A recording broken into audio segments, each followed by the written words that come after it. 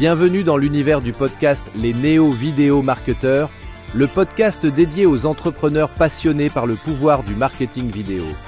Chaque épisode est une invitation à plonger au cœur des stratégies, des tendances et des innovations qui façonnent le monde du marketing vidéo aujourd'hui.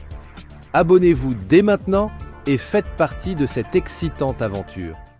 Bonjour à toutes et à tous. Merci d'être présents dans ce live. Alors aujourd'hui, j'ai l'immense plaisir de recevoir un invité exceptionnel que j'ai déjà reçu, je dois l'avouer, et c'est un véritable expert dans le domaine du paysage et de l'entrepreneuriat également.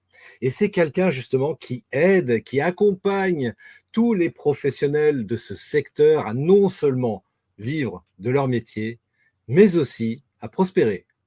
Et d'ailleurs, il est l'auteur d'un livre que je vous recommande chaudement, surtout si vous êtes dans le métier du paysage, bien entendu, qui s'appelle donc 36 outils pour développer votre entreprise du paysage.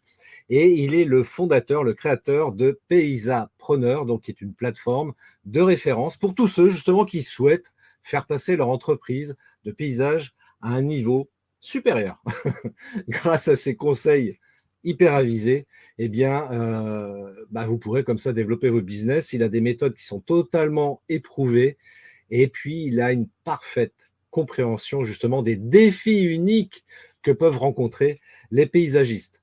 Il a d'ailleurs accompagné déjà une centaine d'entrepreneurs à travers la France. Oui, c'est un nomade, on pourrait presque l'appeler le nomade digital, et pour permettre justement à tous ces entrepreneurs du paysage à transformer leur passion en succès durable. Alors aujourd'hui, il est avec nous pour partager justement sa vision d'entrepreneur, ses stratégies et peut-être, on ne sait pas, on va voir quelques secrets de son succès. Alors les amis, on va recevoir tout de suite maintenant, après ce jingle, Joël Arquier.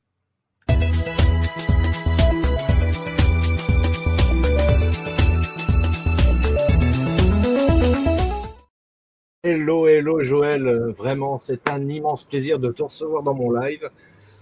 Ça faisait un moment qu'on ne s'était pas vu en live en tous les cas. Et puis, alors, pour démarrer, présente-toi un peu pour nous expliquer un petit peu qui tu es, ce que tu fais, pour compléter l'introduction un peu résumée que j'ai faite de toi. Donc voilà, partage-nous tout ce que tu veux. C'est à toi la parole. Je te tends le micro. Merci beaucoup Christophe.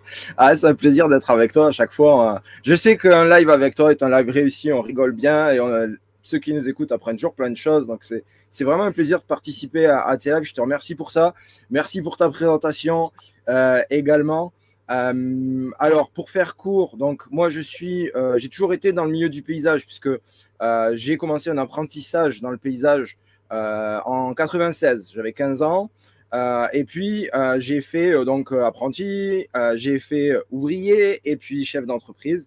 Et puis maintenant, depuis 2019, eh bien, j'accompagne tous les paysagistes et tous les passionnés de la nature à développer une entreprise du paysage à leur image qui tourne, parce que ce qu'on remarque, et c'est ce que j'ai remarqué aussi de mon parcours entrepreneurial pour avoir été élu à un organisme qui représente les entreprises du paysage, c'est qu'en fait, il y a très peu d'entrepreneurs qui arrivent à mener une entreprise à un niveau convenable. Et donc, du coup, on a beaucoup d'entrepreneurs qui sont sur des entreprises de toute petite taille, voire des solopreneurs, et qui aimeraient bien se développer, qui aimeraient bien gagner un peu plus, avoir une vie où ils ne travaillent pas 60-70 heures par semaine. Et donc, ce qui a été mon cas aussi, c'est pour ça que voilà, c'était le fruit de la réflexion. Et c'est vrai que en étudiant le business, en essayant de comprendre comment ça marche, pourquoi, eh bien, on s'aperçoit qu'il y a des leviers ou des ficelles qu'on peut tirer et qui vont nous amener justement à nous simplifier la vie tout en ayant de meilleurs résultats. Et le problème qui se pose, et peut-être que tu l'as rencontré aussi, ou peut-être que ceux qui sont avec nous l'ont déjà rencontré, c'est que souvent, on entreprend parce qu'on a une compétence, on sait le faire. Par contre, on n'a pas la compétence d'entrepreneur. Et quand on commence à jeter un œil à ce qui se fait dans le business, comment ça peut marcher, on tombe rapidement sur des choses universitaires ou scolaires et qui deviennent très compliquées pour le commun des mortels, quoi. Et donc, on arrête et on se dit, je reprends parce que ça demande trop d'efforts. Donc, moi, mon but, c'est simplifier l'entrepreneuriat. C'est vous simplifier le boulot pour que l'entreprise soit simple à comprendre, vous ayez envie d'activer les leviers parce qu'ils sont simples à partir du moment où on les connaît et à partir du moment où on est rigoureux dessus. Donc voilà, ça c'est mon créneau. Et c'est pour ça que je partage avec tous les entrepreneurs qui veulent bien travailler avec moi cette méthode-là. Et c'est vrai que c'est une méthode qui fonctionne très bien. Et puis comme ça, chacun a l'entreprise qu'il désire avoir avec la vision et la passion qu'il désire avoir. Et ça, c'est un vrai bonheur d'accompagner les gens là-dedans. Ah, c'est cool, c'est cool.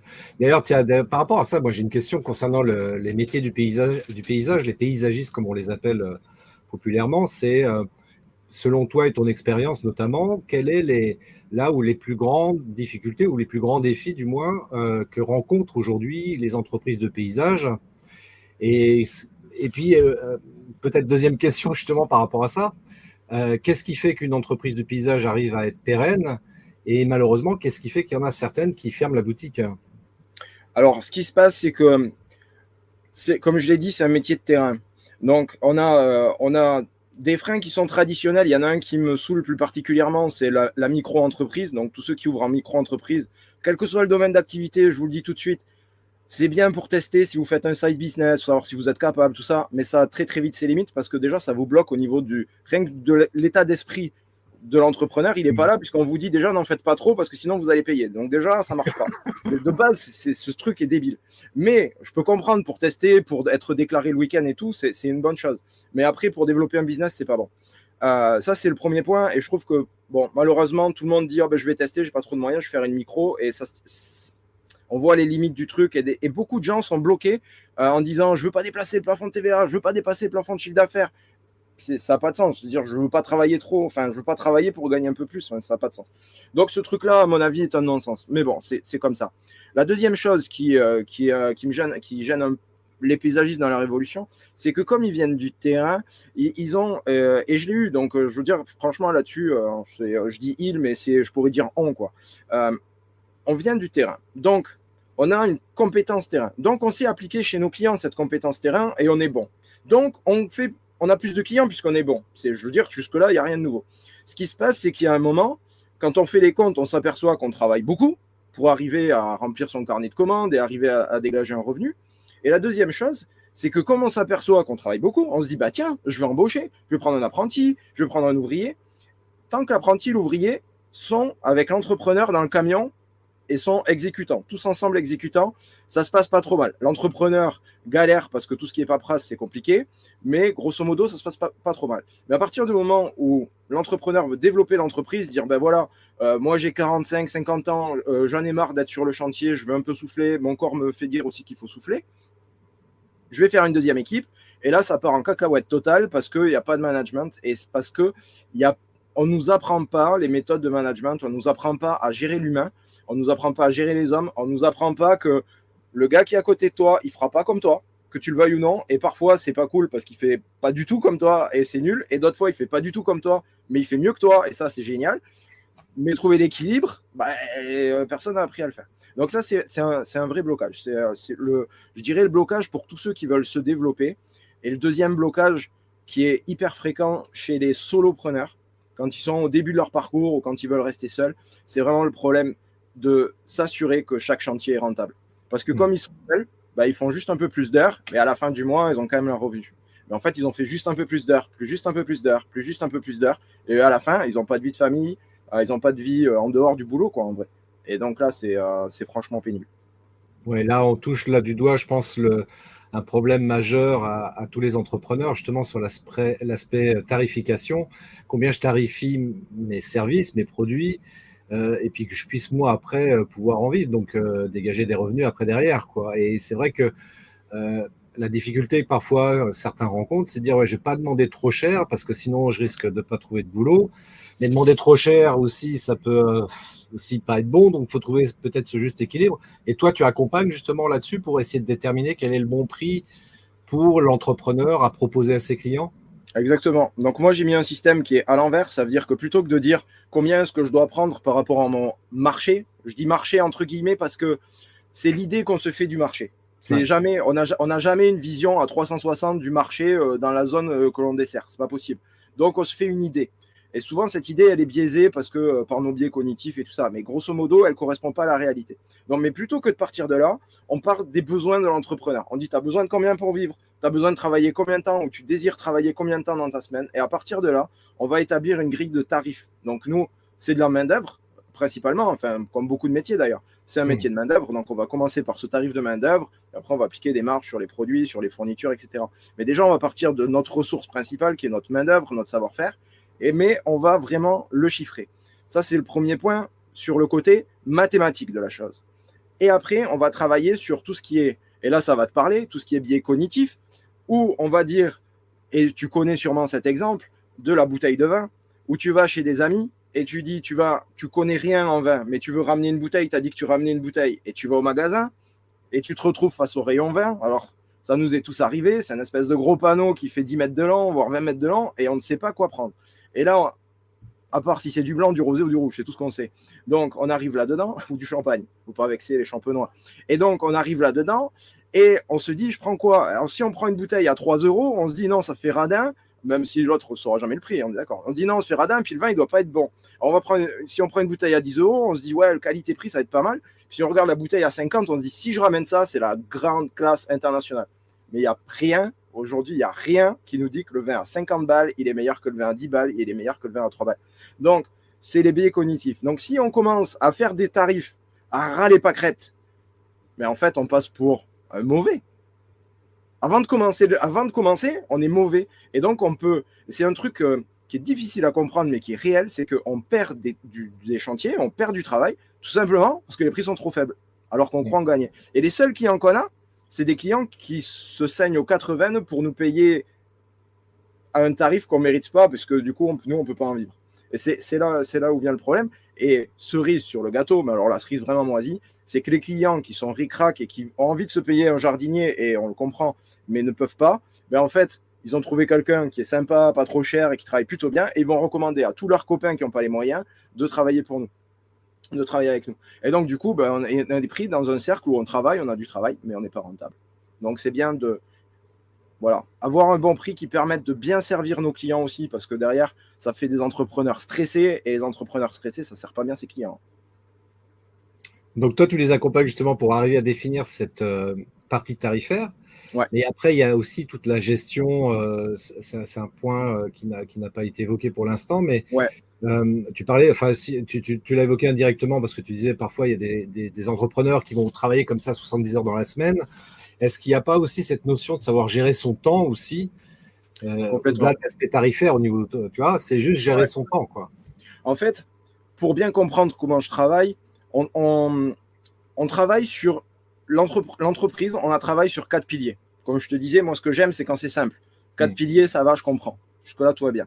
On a 4 piliers. On a le pilier du marketing pour attirer les clients vers nous. On a le pilier de la vente pour savoir vendre. On a le pilier de la production, donc donner un service de qualité supérieur à celui qu'on a vendu. Toujours, on essaye de surdélivrer. Mais on a ce pilier de la production et optimiser sa production pour augmenter sa rentabilité. Ça paraît logique. Et puis, on a le 4e pilier qui est la capacité à diriger, le leadership et la capacité à diriger. Ça, c'est le 4e pilier. Dans ce que tu levais comme problème de la gestion du temps, on a un problème chez les entrepreneurs qui fait partie des points de blocage. Et comme on disait, c'est dans l'état d'esprit. C'est qu'un entrepreneur pense que parce qu'il produit, son entreprise va se développer. Son entreprise, c'est lui-même à ce moment-là. Donc, son entreprise ne peut pas se développer. Ça, c'est juste de la gestion du temps. Une fois qu'un entrepreneur a compris que dans son temps imparti de la semaine de 5 jours, et pas de 7 jours, de la semaine de 5 jours, il travaille une journée, voire une journée et demie sur autre chose que de la production. Je recommande même 2 jours. Donc, il y en a qui me disent, mais t'es un malade. Mais ceux qui l'ont mis en place, ils ont eu des résultats extraordinaires. Ça veut dire 3 jours, on va au terrain quand on est solo. 3 jours, on va au terrain. Et 2 jours, on s'occupe à faire du marketing, de la vente et à prendre des décisions stratégiques. Ben là, les entreprises, elles explosent. Elles explosent parce qu'on travaille sur les 4 piliers en simultané. C'est ça qui est important, c'est vraiment d'avoir cette notion de travailler sur les 4 piliers en simultané. Alors, on n'a pas besoin de travailler tous les jours sur la direction, on est d'accord, une fois qu'on a décidé quelque chose, on le garde. Mais se dire à la fin de la semaine, est-ce que les décisions que j'ai prises sont bonnes, faire un mini bilan avec soi-même, ça c'est une bonne chose. Donc, on travaille vraiment sur les 4 piliers en même temps. Et du coup, là, je pense à un pilier en particulier que j'affectionne particulièrement, qui s'appelle le marketing que tu as évoqué. Pour l'entrepreneur qui n'y connaît rien en marketing, qui est très bon dans le métier du paysage, mais évidemment, le marketing, ça peut être un truc qu'il n'a pas du tout appris. Et comment toi, par exemple, sur ce pilier-là en particulier, tu vas l'amener justement à travailler là-dessus? Quels sont les conseils, les méthodes, Enfin, je ne sais pas comment tu procèdes pour justement le faire monter en compétence sur ce pilier-là. Alors, quels que soient les piliers, sur les 4 piliers, quand on travaille avec moi, on a du pré-mâché. Ça veut dire qu'il y a tout qui est prêt. Il y a des fiches de travail qui sont prêtes où chacun va travailler pour lui, mais selon la méthode, il n'a qu'à suivre les étapes. Étape 1, étape 2, étape 3. C'est quand même beaucoup plus facile que d'essayer d'inventer la roue. Ça, c'est comme ça que je travaille. Ensuite, pour en revenir au marketing, il faut comprendre 2 choses. Et ça, c'est... on n'a pas forcément cette vision-là. Le marketing, il y a 2 types de marketing qui sont diffusés de 2 manières différentes. Les 2 types de marketing, c'est le marketing d'image et le marketing de vente. Donc, quand on est une petite entreprise, on n'a pas les moyens de s'offrir un marketing d'image. Donc déjà, celui-là, on va le laisser tomber. Il s'avère que parfois, le marketing de vente améliore l'image. Même souvent. Mais on va se concentrer sur la vente. Donc déjà, c'est de bien comprendre ces 2 choses, parce qu'aujourd'hui, mettre un panneau au bord de la route, c'est du marketing d'image. En plus, c'est même pas mesurable, à part le nombre de voitures qui passent à la journée, mais qui a vu, qui a pris le nom, c'est même pas mesurable. Donc ça, c'est le type de marketing qu'on oublie. Par contre, on va se concentrer sur ce qui vend.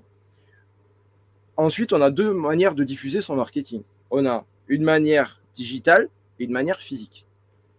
La grande mode, c'est de dire, on fait du digital. Ça, c'est le grand truc, on va partout, digital, page Facebook, machin truc. OK.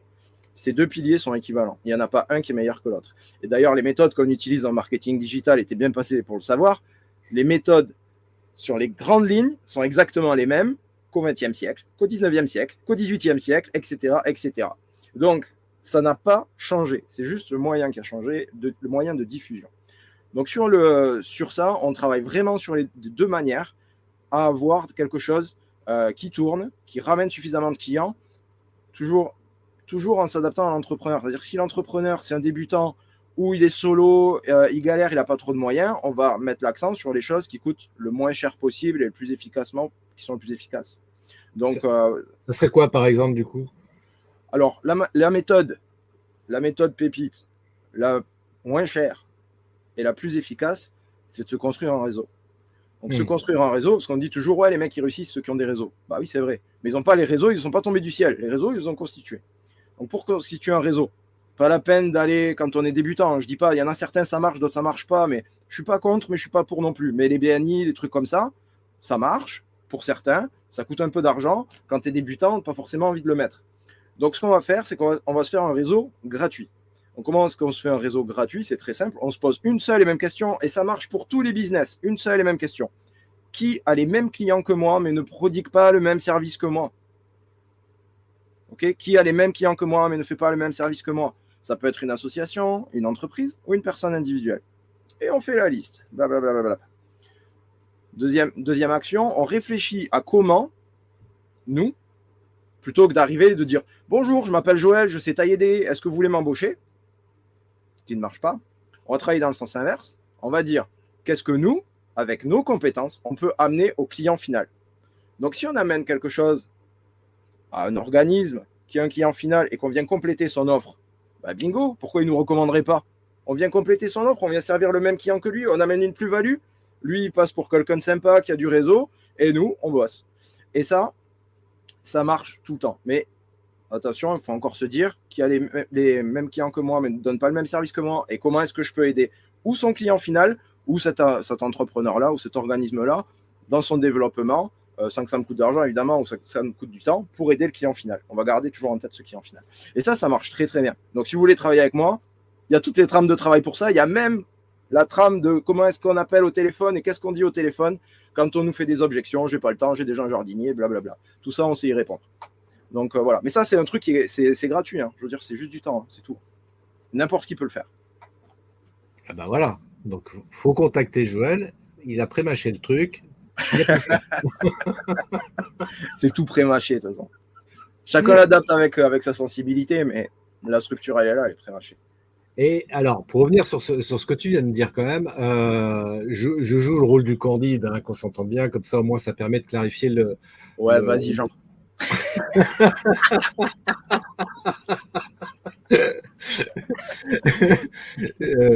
Bien sûr. Tu me fais perdre le fil du coup. Mais c'est ok, ça va.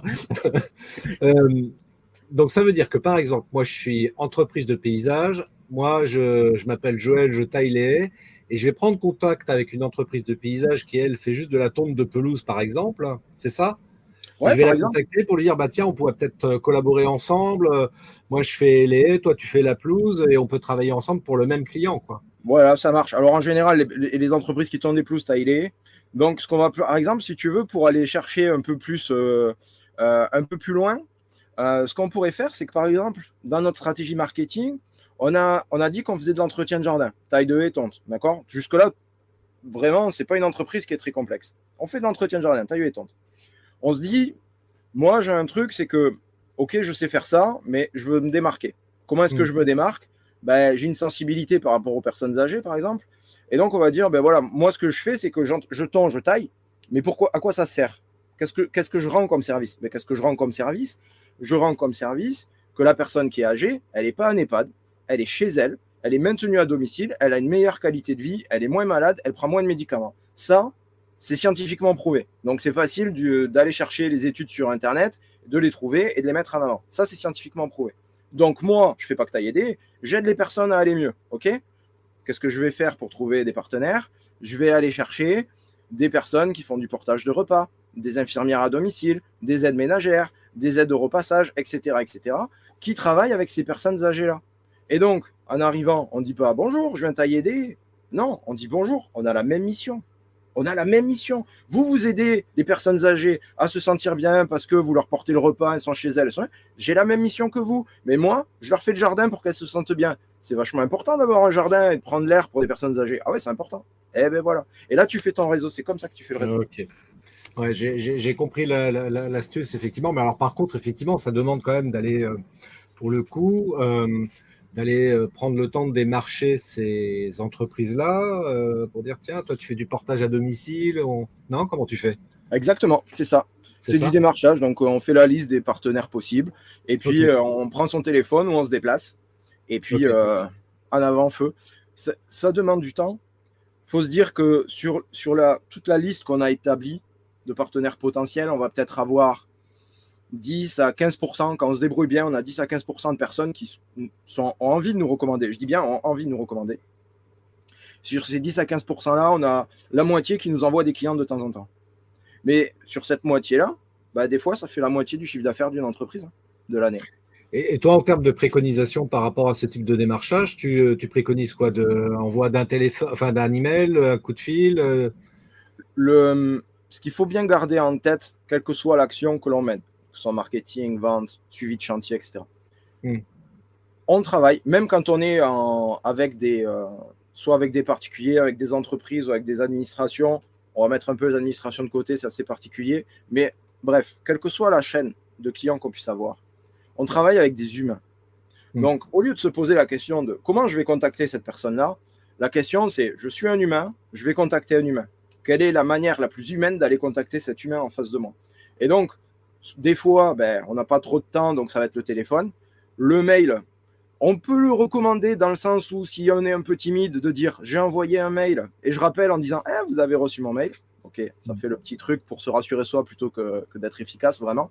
Même si des fois ça marche, je ne veux pas dire, ça peut arriver. Sur un malentendu, ça arrive. Mais voilà, l'idée c'est de garder cette relation humaine et de favoriser cette humanité-là en fait. On est des humains, on interagit entre humains. Sinon, on laisserait les robots faire et puis basta quoi. Donc oui, voilà. Et la question, elle est répondue dans ce sens-là, où c'est à chacun de voir quelle est pour lui la meilleure méthode. Qu'est-ce qu'il pense que c'est le plus humain pour aller voir les gens. En général, c'est toujours la même réponse. Évidemment, c'est physique ou téléphone si jamais c'est un peu. Et là-dessus, tu accompagnes également l'entrepreneur. Ouais. Quelqu'un qui peut être un petit peu réservé, j'allais dire timide, mais on va plutôt dire réservé. Voilà, comment je fais pour rencontrer physiquement un autre entrepreneur avec qui j'ai envie de collaborer? Tu leur apprends justement comment. Exactement, je leur apprends à prendre contact avec les gens. Alors moi, je suis un ancien timide.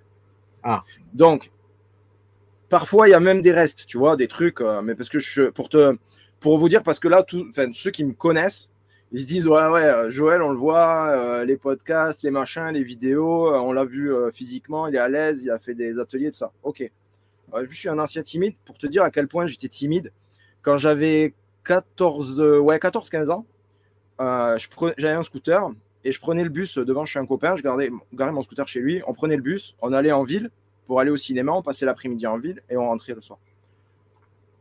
Quand j'arrivais donc chez lui, je mettais le scooter, j'arrivais, le bus arrive, il ouvre la porte, j'avais, je crois que c'était 2 francs à l'époque, comme ça. J'allais mettre 2 balles, pour prendre un ticket, je faisais comme ça. Et le mec, je disais même pas bonjour, je dis, c'est comme ça, c'est pour te dire au point où j'en étais. Donc, donc je vous comprends. Je vous comprends tous, il n'y a pas de problème. Donc, j'ai mis un truc simple à faire, qui soit facile pour vous. Et voilà, je sais que c'est dur. Voilà, je sais que c'est dur. Et puis, au fond, quand tu as été timide, c'est toujours un truc qui reste. Enfin, en tout cas, je ne suis pas arrivé à l'enlever. Il y a des fois, il y a des trucs. Bon, voilà. Mais même ça se travaille et tout ça. Mais c'est vrai que. Voilà. Donc, oui, j'accompagne là-dessus, évidemment, parce que je sais que c'est dur. Je sais que c'est dur. Il y a ça qui est dur. Et il y a un autre truc qui est dur, c'est quand tu te aperçois que tes tarifs ne sont pas bons et que tu prends contact avec tes clients pour leur dire je travaille plus pour vous. Ça, c'est super chaud. Parce qu'en plus, tu as des relations, tu vois, tes clients, ça fait peut-être 2, 3 ans, 5 ans que tu travailles avec. Et là, du jour au lendemain, tu te dis en fait, je gagne pas ma vie chez vous, je vous aime beaucoup, mais voilà ouais. Quoi. Ça, c'est dur aussi. Hein. Donc, tout ça, on accompagne. J'ai même fait avec certains des séances d'entraînement où je leur faisais prendre le téléphone, dire vas-y, dis-moi comment tu ferais, tout ça pour s'entraîner. Et est-ce que tu utilises un outil qui est extraordinaire pour ce type d'accompagnement, justement, la vidéo? Alors, on fait tout en vidéo, bien sûr. On fait tout en vidéo.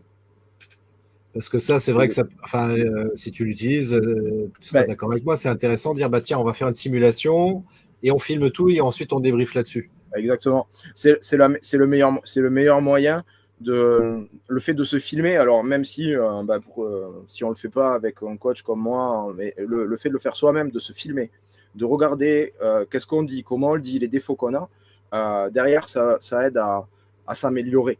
Alors après, il faut pas tomber dans c'est mieux d'être accompagné par Joël quand même. Hein.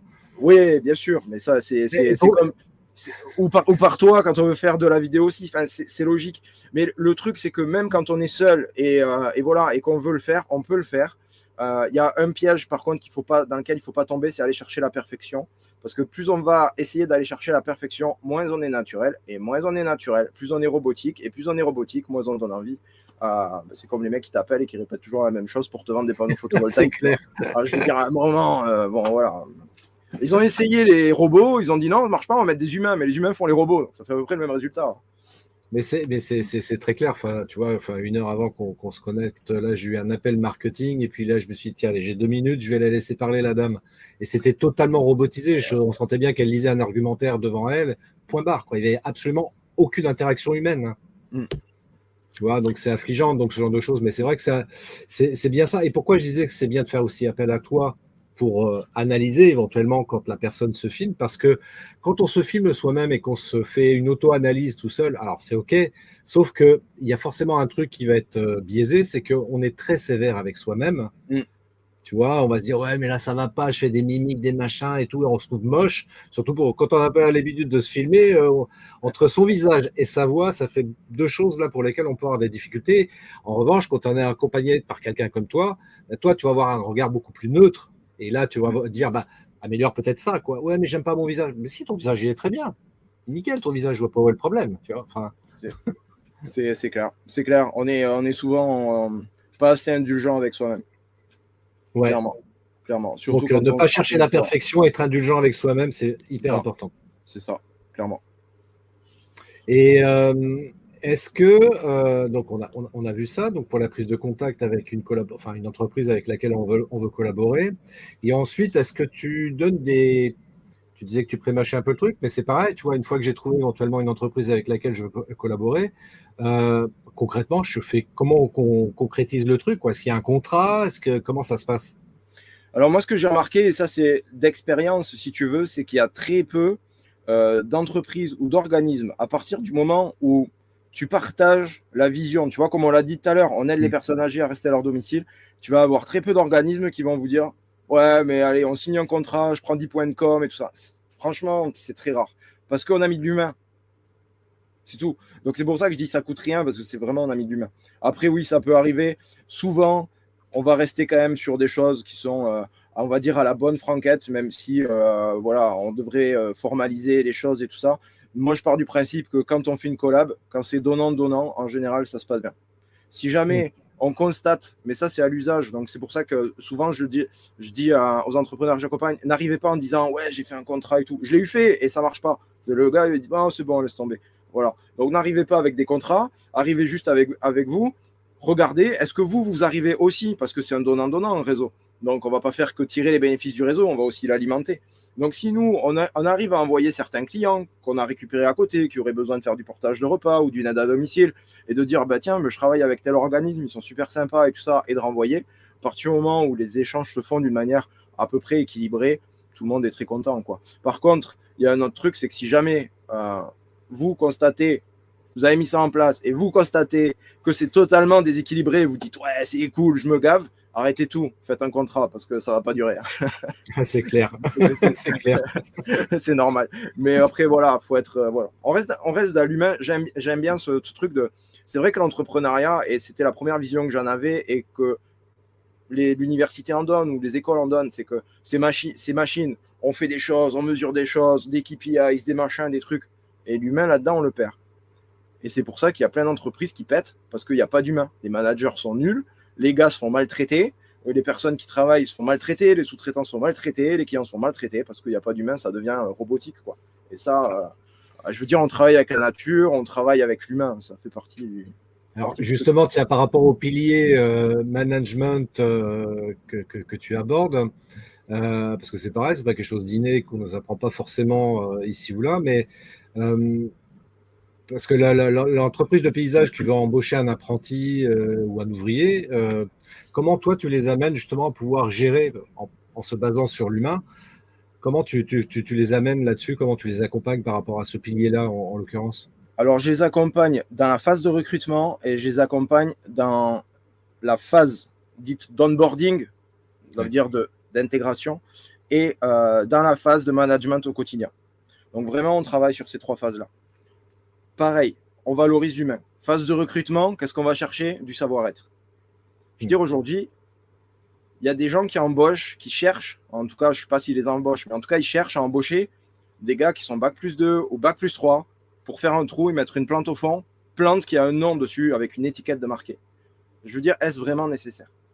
Parce que ces personnes-là, je ne remets pas en cause leurs compétences, tout ça, mais peut-être qu'elles sont surcompétentes.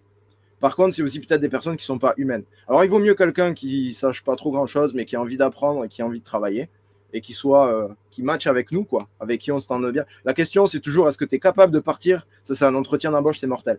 Est-ce que tu es capable de partir en vacances 15 jours avec ce bonhomme-là ou avec cette fille-là? Et pendant 15 jours, est-ce qu'elle ne va pas te saouler ou est-ce qu'il ne va pas te saouler? Si tu dis, ouais, il y a quand même des risques, méfie-toi. Parce que quand tu travailles avec, tu travailles tous les jours avec. Donc ça, ça marche pour le recrutement pour soi, mais quand on a des équipes, c'est pareil. Il va falloir s'assurer que le chef d'équipe, ça matche, parce que sinon, ça ne va pas marcher longtemps. Donc, on travaille avec humanité toujours.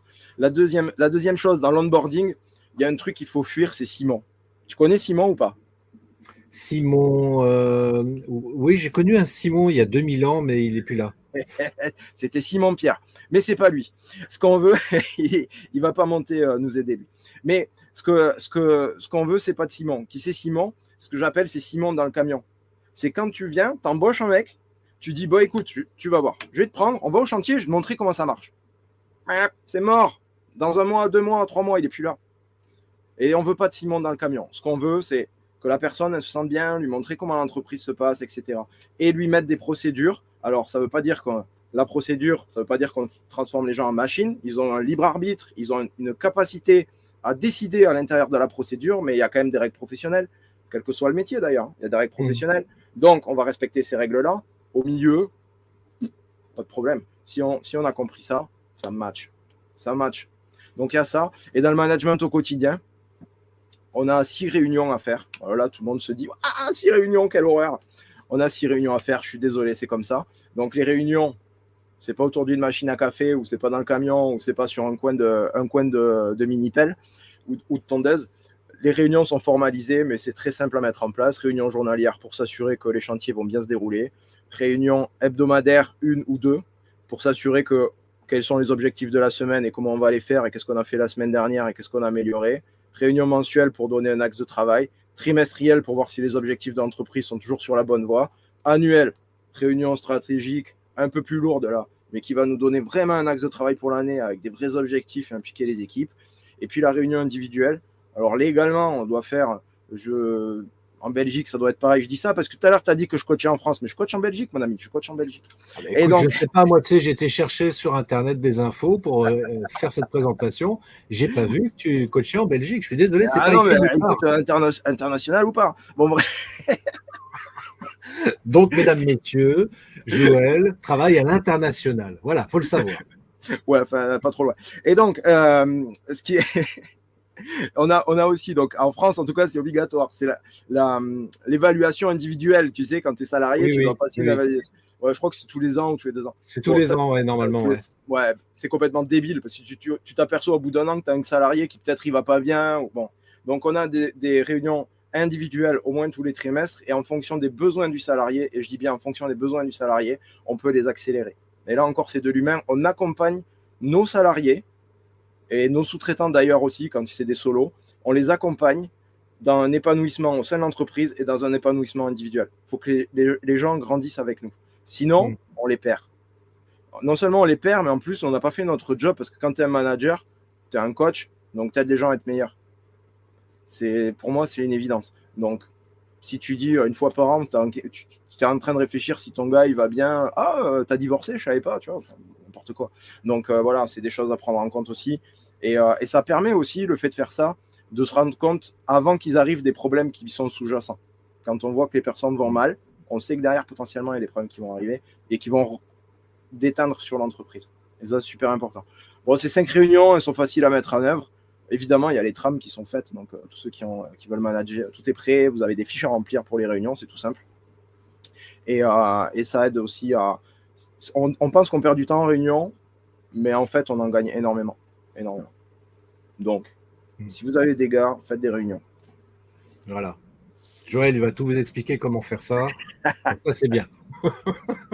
Et tiens, par rapport à ça, justement, au niveau du management, donc là, tout va bien, dans le meilleur des mondes possibles, on organise ces réunions, bref. Mais parfois, il peut y avoir des conflits avec ces ouvriers, ces apprentis. Alors, comment on gère? On gère son stress déjà. Et le premier truc, c'est souvent, tu sais, les managers, ils ont 2 gros défauts. Et c'est vraiment, je ne dis pas dans le paysage, je dis plutôt en général dans l'entreprise. Tu as le micro-manager. Donc, lui, il te dit où tu dois poser ton stylo, tu vois. Donc, lui, déjà, il dégage. Mais il est là, hein, et donc c'est un vrai problème. Et le deuxième type de management qu'on a, c'est vraiment du truc très bam, bam, bam, comme ça. Donc, quand il y a du conflit, et c'est des mecs qui sont, que ce soit le micro ou celui qui est très carré, il va surréagir. C'est-à-dire que dès qu'il y a un problème, bah non, machin. Bon, là, tu te doutes bien que si tu cries sur quelqu'un, ça ne le fera pas avancer plus vite. Donc, déjà, le premier truc, c'est on va respirer un bon coup, on va prendre l'air, on se calme, quelle que soit la bêtise. Après, on essaye de comprendre. Une fois qu'on commence à avoir quelques éléments, on va commencer à orienter. Et là, on est plus, c'est du management, on va regarder lui-même, mais c'est surtout de l'art de faire réfléchir la personne pour qu'elle se rende compte qu'elle n'a pas fait de la bonne manière. Et si jamais on vient glisser un petit peu d'art de négociation dedans, parce qu'il y a quand même une part de négociation, parce qu'on est en train de lui faire dire que quand même ce qu'elle a fait, c'était pas bien. Donc, il y a tout ça qui rentre en ligne de compte. C'est assez complexe, hein, ça demande de la pratique et tout ça. Mais voilà. Et puis, franchement, on va pas se mentir, hein, tous, quand on a eu à manager à un moment ou à un autre, on a fait une bêtise. On a mal managé. Ça nous est tous arrivé. Donc, il n'y a pas de problème là-dessus. On a le droit de faire des erreurs. Maintenant, c'est de comprendre ce qu'on a fait de mal avant et pour essayer de limiter les trucs, quoi. Voilà, tout simplement. Oui, ça, tu mets le doigt sur un truc qui est vachement intéressant parce que c'est vrai qu'en France, sans vouloir forcément caricaturer la situation, mais je constate malgré tout qu'en France, on a cette crainte de se tromper, cette crainte aussi qu'on appelle de l'échec, et on trouve que c'est catastrophique quand on fait une erreur ou quand on a un échec, alors que, rappelons-nous, hein, je sais pas, quand on a commencé à faire du vélo par exemple, on s'est cassé un peu la gueule, quoi. Puis on est remonté sur le vélo, on se dit c'est peut-être pas comme ça qu'il faut que je me mette, c'est peut-être plutôt comme ça. Puis à un moment donné, on le faisait tranquillement, quoi. Et dans l'entrepreneuriat, c'est un petit peu le même situation. Hein. Moi, alors c'est excellent l'exemple du vélo. Il y a un truc, c'est que quand on sait faire du vélo, si on regarde le fond du fossé, on va dedans quand même, quoi. Et ça, c'est un truc qu'il faut garder à l'esprit. T'as raison, faut pas regarder le fond du fossé. Voilà, faut se dire, ok, je reste focus là où je dois être focus. Et ça, c'est important. Mais c'est carrément important. Après, moi, honnêtement, quand j'ai commencé à vraiment m'intéresser aux techniques de management, tu me connais et ceux qui me connaissent le savent. Moi, je vais pêcher les infos aux États-Unis, je les essore à la mode européenne et je les resserre à la mode jardinier paysagiste. Ça, c'est comme ça. Donc, il y a quand même un travail. Bon, quand je suis arrivé aux États-Unis, où c'est qu'on pense qu'ils ont des méthodes de management hyper rigoureuses et tout, ils ont complètement arrêté. Je vous le dis tout de suite, les gars, si vous managez comme ça n'a aucun sens. Ils sont revenus en arrière, ils ont compris que c'était une bêtise et ils ne managent que à l'humain. Il n'y a que à l'humain qui manage. Et au lieu de dire à la personne, ah, tu n'as pas d'expérience, donc tu vas dans un coin, on lui dit, qu'est-ce que tu as envie de faire? J'ai envie de faire ça. Ben, très bien, tu vas le faire. Par contre, si tu ne sais pas le faire, tu vas dégager. Donc, la personne, elle a une obligation de résultat. On va lui dire, ça veut dire tu vas dégager, on va lui dire, on va un peu te former, et puis après, on va quand même pas y passer 10 ans, puisque tu penses que tu peux le faire. Mais on va lui confier la tâche. Et ce truc de confiance, de mise à l'épreuve, en France, on l'a pas. On l'a perdu. Donc, quelqu'un qui dit, je sais faire telle tâche, on va lui dire, ben, vas-y, fais-la, je te regarde. Et ça, on l'a perdu. On dit, non, t'as pas fait d'études, non, t'as pas d'expérience, non, t'as pas ci, t'as pas ça. C'est débile. La personne, elle sent qu'elle a les capacités de le faire, bah vas-y, montre-moi que tu sais le faire. Si elle le fait à peu près, qu'il a besoin d'être aiguillé, bah, on l'aiguille, on l'aide à faire mieux. Si elle se plante complètement, on lui dit, écoute, tu as peut-être eu une ambition un peu élevée. Et ça marche comme ça là-bas. Et je trouve que c'est une méthode de management à la confiance. Moi, c'est une méthode que j'ai toujours appliquée. C'est-à-dire que j'ai jamais tenu compte ni des CV, ni d'expérience, ni tout ça. Je dis, le gars, tu sais faire ça? Bah vas-y, montre-moi. Et ça a toujours très, très bien marché. Toujours très, très bien marché. Oh, des fois, j'ai eu des chèvres, il n'y a pas de souci là-dessus.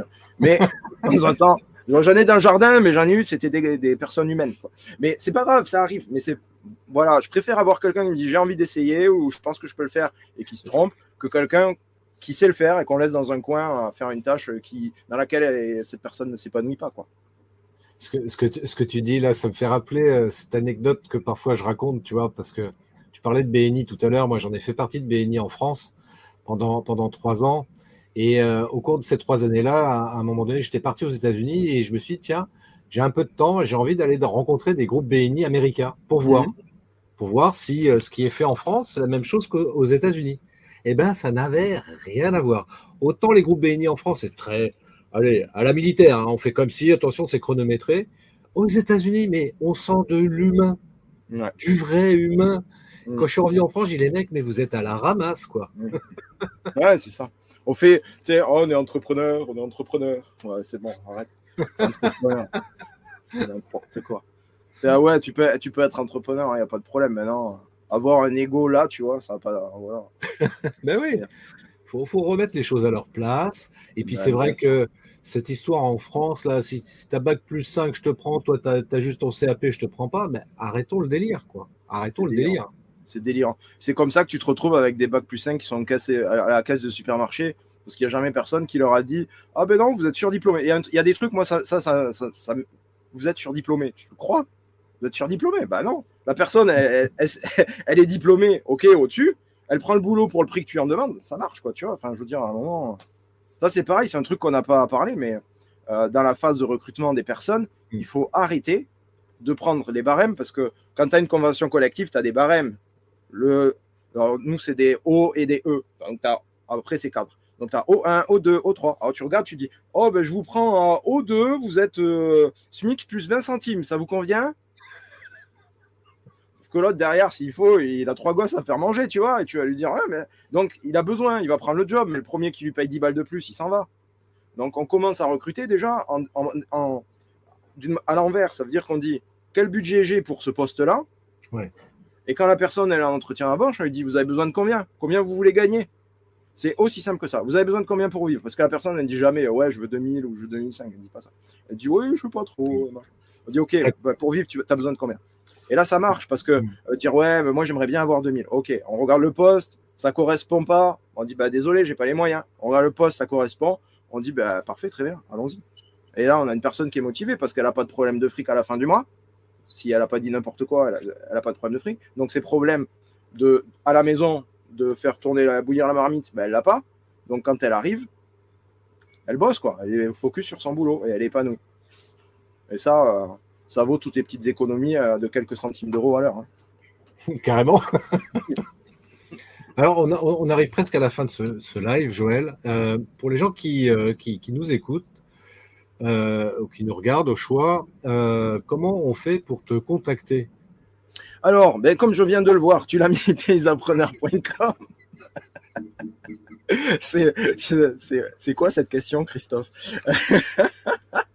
Non, mais je pose la question parce qu'il y en a qui ne font que nous écouter. Ils ne voient pas ce qui s'affiche à l'écran, évidemment. Et ils ont tout à fait raison s'ils conduisent la voiture. Sûr. On ne va pas leur demander de nous regarder. De toute façon, franchement, il n'y a rien à voir. Donc, on est beau quand même. On est beau, on est d'accord. Ah ouais, attends, bon, ouais. On a la classe. Hein. Voilà, c'est bon. Ils ont vu notre photo, c'est bon. Donc, pour me contacter, soit sur paysappreneur.com et puis on va sur contact, il n'y a pas de problème. Il y a joelarquier.com aussi, vous allez pouvoir me retrouver. Sur les réseaux sociaux, vous allez me retrouver à Joël Arquier, Instagram, Facebook, LinkedIn. Et vous m'envoyez un message privé et vous me dites quels sont vos besoins. Et puis on en discute ensemble. On fait ce qu'on appelle une session stratégique qui dure entre une demi-heure et 1 heure et on voit quels sont vos besoins. Est-ce que je peux vous accompagner? Est-ce que on match aussi humainement? Est-ce que ça match? Parce que des fois, il y a des gens qui ne sont pas accompagnables, ou pas par moi en tout cas. Donc, je le dis aussi. Je dis, non, je ne peux pas t'aider, c'est pas grave. Et voilà. Donc, ça arrive, donc ça, on s'en assure. C'est pour ça que je fais rentrer personne dans mes programmes, sauf sur certains petits programmes, mais je fais rentrer personne dans mes programmes d'accompagnement complet tant qu'on n'a pas discuté ensemble. Et j'accompagne sur. Alors, il y en a, ils vont me dire, oui, mais moi, j'ai une entreprise, je suis débutant ou je suis porteur de projet. J'accompagne du porteur de projet jusqu'à 2-3 millions de chiffre d'affaires. Donc, il y a de la marge. Il y a de la marge. Voilà, France, Belgique, et puis autres pays francophones européens. Bientôt la Suisse. La Suisse. Alors, voilà, tu partages le livre. J'ai eu le plaisir d'en vendre quelques-uns. En tout cas, il y a eu quelques commandes en Suisse, au Luxembourg. Donc, c'était sympa. Ça, c'est cool. Donc, moi, je vous invite vraiment à commander le livre de Joël, évidemment, surtout si vous êtes une entreprise de paysage. Voilà, vous aurez plein de conseils et astuces là-dessus dans ce livre. Et puis, pour aller plus loin, contactez Joël qui sera à même de vous accompagner. Moi, Joël, ça fait quelques années qu'on se connaît, donc je peux prouver, démontrer et témoigner que c'est quelqu'un de solide, de fiable et qui saura vous accompagner correctement, sous réserve que ça matche entre vous, évidemment. Bien sûr. Oui. Oui. Non, mais ce qu'il faut comprendre, c'est que les accompagnements avec moi, c'est la durée minimum, c'est 9 mois. Le plus petit accompagnement, il est sur 9 mois. On ne travaille pas forcément en individuel sur cet accompagnement-là, mais on se retrouve régulièrement dans les coachings de groupe. Donc, il faut que, en plus, les méthodes qui sont utilisées, il faut que ça matche. Donc, voilà, il faut que ça matche avec moi, il faut que ça matche aussi avec les méthodes. Et les accompagnements qui sont plus longs, on est en individuel, là, il faut vraiment que ça matche, parce que t'entends pas avec les personnes que tu accompagnes, et si les personnes qui sont accompagnées disent ouais mon coach voilà mais il est relou quand même, ça marche pas quoi. Là c'est pas bon. Il m'a dit des trucs mais c'est nul en fait, j'y crois pas une seconde, mais ça marche pas non plus. Donc voilà, il faut que ça matche. Et est-ce que tu as une actu là en particulier, voilà, si les gens veulent aller un petit peu plus loin aussi pour ouais, si les gens veulent aller un peu plus loin, il y a 2 événements qui arrivent sur début septembre. On a le 5 septembre une masterclass pour faire passer ton entreprise du paysage au niveau supérieur. On va détailler les 4 piliers et on va partager des astuces sur les 4 piliers pour voir comment tu peux les appliquer dans ton entreprise du paysage. Ça, c'est la masterclass, c'est le 5 septembre en soirée toujours. On se retrouve le soir. Une autre actu du 12, 12, 13 et 14, non, pardon, 11, 12, 13, je crois que c'est vendredi 13 septembre. Donc du mercredi au vendredi.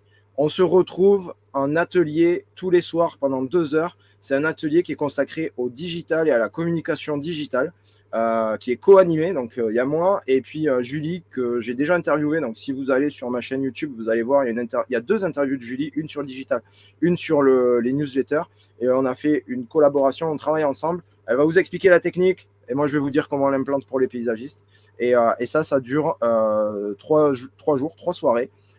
Autant la masterclass elle est gratuite, autant cet atelier là il y a vraiment du très très lourd dedans, donc c'est payant, donc voilà, ne vous attendez pas à avoir que du contenu gratuit, mais c'est un atelier qui va vous aider à y voir plus clair et à éviter de payer des community managers les yeux de la tête.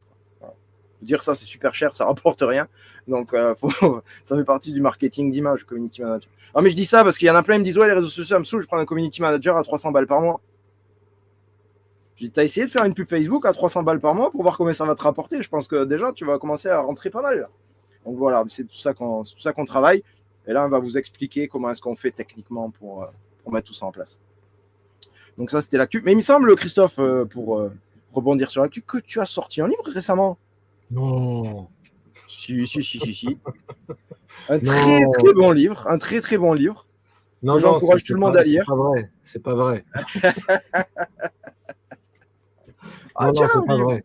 Ah, si. Excellent. Félicitations déjà pour ton deuxième livre. Ouais. C'est ton deuxième, vraiment, c'est ton deuxième livre. Avec, premier, voilà, avec celui-ci qui est excellent aussi pour tous ceux qui sont débutants en marketing vidéo. J'avoue que je l'ai utilisé.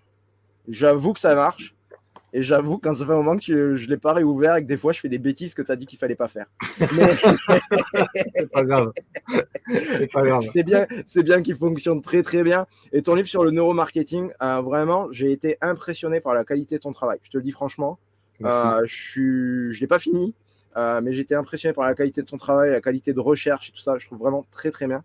Et c'est un livre qui mérite d'être lu et d'être appliqué quand on est entrepreneur et qu'on fait du marketing, qu'on a un besoin de marketing.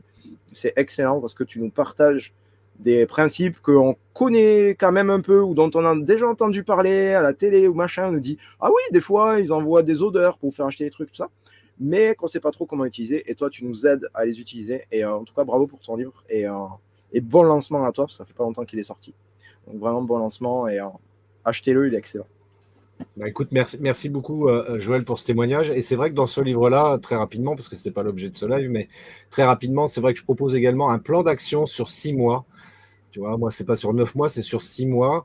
Et je pense que ce soit 6 mois ou 9 mois, peu importe, mais je pense que vraiment, si on veut faire quelque chose de structuré, et c'est bien que tu proposes justement un accompagnement sur 9 mois, parce que quand on voit sur les réseaux sociaux, ouais, en 30 jours, vous allez gagner de l'argent, 100 000 euros, machin. Non, faut être réaliste. Si on veut construire quelque chose de solide et pérenne, 9 mois, par rapport à ce que tu proposes, ça me paraît complètement réaliste et sérieux. Donc, tu vois, je te fais un retour de ouais, mais tu as tout à fait raison sur la durée de l'accompagnement. On voit beaucoup de choses, mais faut bien se rendre compte, et ça, tu le sais, en tant qu'expert en neuromarketing, c'est qu'il y a un moment sur les réseaux sociaux, il faut attirer l'attention et qu'on a de moins en moins de temps pour attirer l'attention. Donc, dire faites 100 000 euros en 2 jours, c'est beaucoup plus pertinent que de dire bon, écoutez, les gars, ça va être un peu compliqué, vous allez voir, vous allez galérer et ça va prendre beaucoup de temps et vous arriverez peut-être à faire le chiffre. Ça ne marche pas, évidemment. Donc, ils nous disent n'importe quoi pour qu'on rentre dedans. Et si tu vas gratter un peu, tu t'aperçois qu'en fait, ce n'est pas possible. Et ils te le disent assez vite, d'ailleurs, après. Hein. Tout le monde met des gros freins derrière en disant oui, mais attention, ça dépend de trucs. Une fois, il y a un gars qui l'a fait quand même. Voilà, bon. Donc, évidemment, c'est n'importe quoi. Mais on ne peut pas structurer une entreprise ou avoir une stratégie marketing comme tu vas la pousser, toi, avec la vidéo, le neuromarketing et tout, sur un mois ou de quelques semaines. Enfin, ça ne tombe pas sous le sens. Alors, ça demande des étapes, 1, 2, 3. Et puis, petit à petit, ça monte, quoi. J'ai eu cet exemple, c'est le week-end dernier. C'est quelqu'un qui disait est-ce que c'est facile de monter à une échelle? J'ai une échelle, elle fait 1 mètre. C'est facile de monter à une échelle d'1 mètre?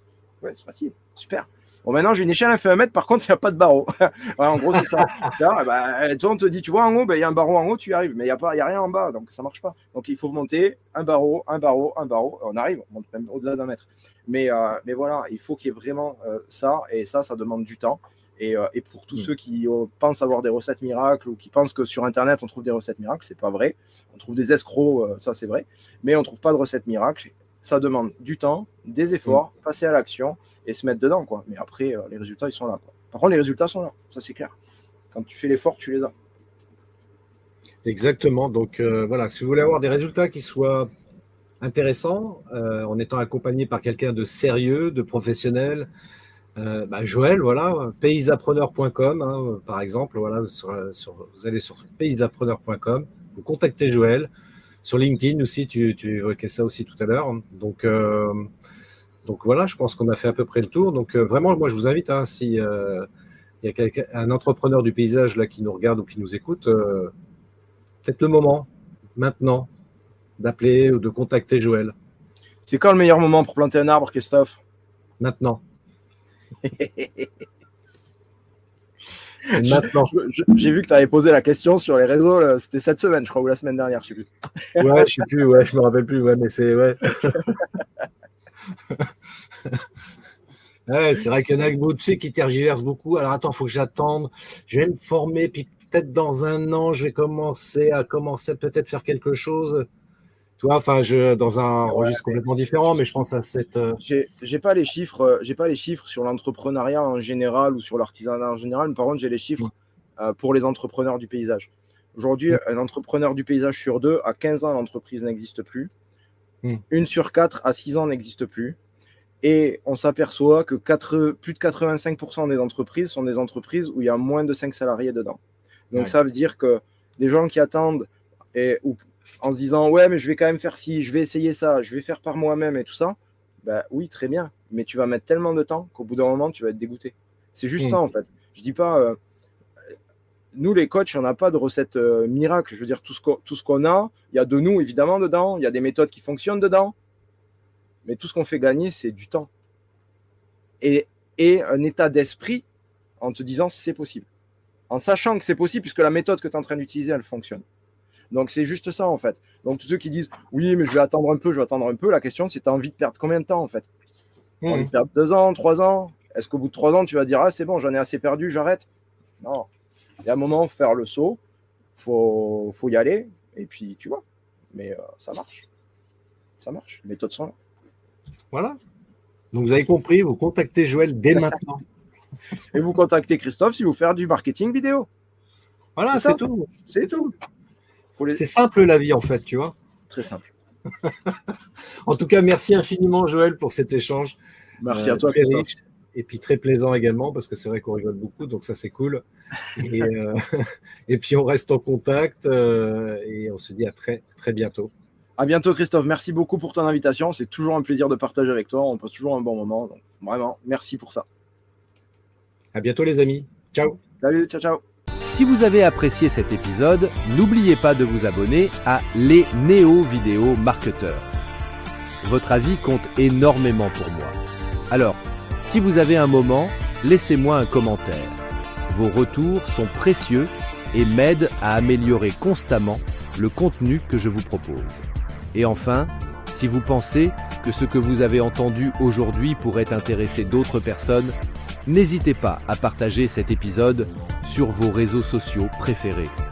En partageant les néo-vidéo marketeurs, vous m'aidez non seulement à atteindre un public plus large, mais vous contribuez également à créer une communauté plus forte et plus informée autour du marketing vidéo. Encore une fois, merci d'être là, merci pour votre écoute et votre soutien. Restez inspirés, continuez à innover et rappelez-vous, la vidéo est un outil puissant qui peut transformer votre entreprise.